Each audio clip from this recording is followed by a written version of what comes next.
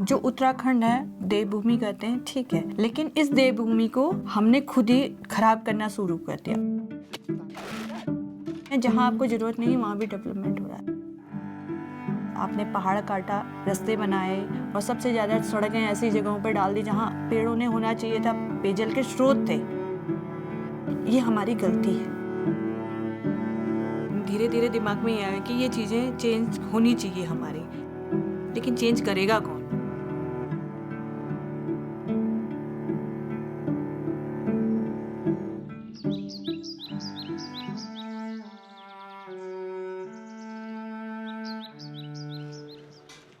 हमारे वहाँ महिला डेयरी थी, लेकिन वो किसी कारण से बंद हो गई।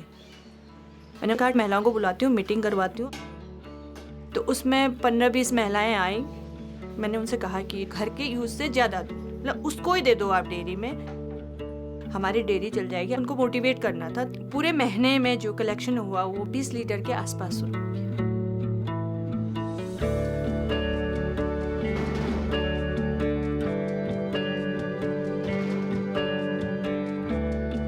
जो डेयरी है, डेयरी का जितना भी पैसा आता है महिलाओं के खाते में जाता है। लोगों की सोच बदलने लग गई।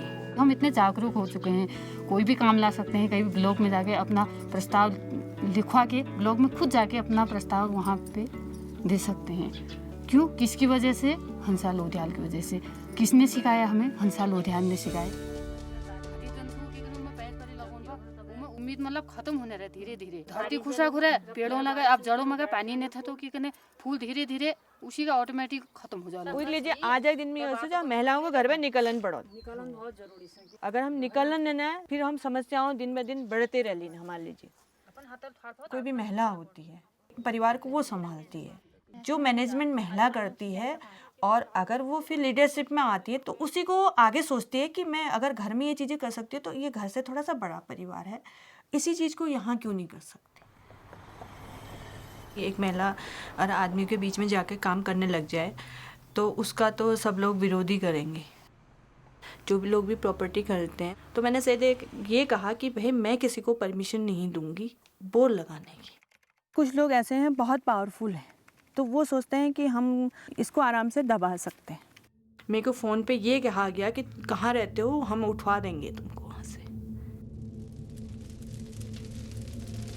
दोबारा इलेक्शन, जनरल सीट पे इलेक्शन भी लड़ा है मैंने ग्राम प्रधान में फिर से, लेकिन वो बोरिंग मेरे पीछे घूमता रहा।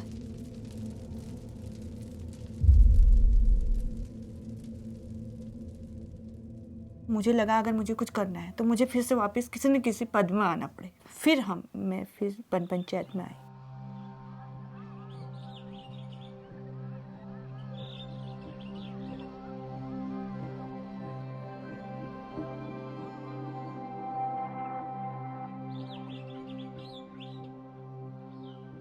मेरी जो टीम है वो पूरे 9 लोगों की, उसमें 8 पंच और 1 सरपंच।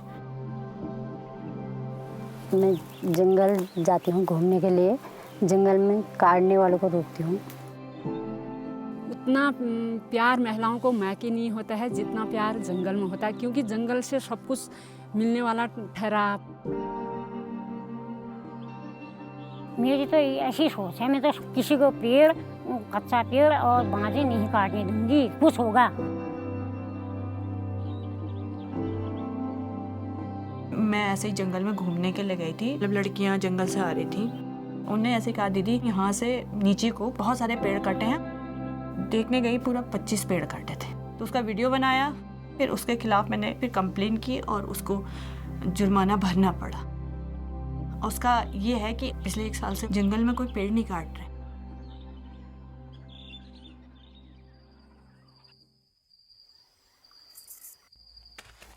जैसे मैं जंगल में गई, कभी अकेली हुई, हो सकता है कोई मेरे को मारने की कोशिश करे, अगर छोड़ दें तो फिर नुकसान है जंगल का।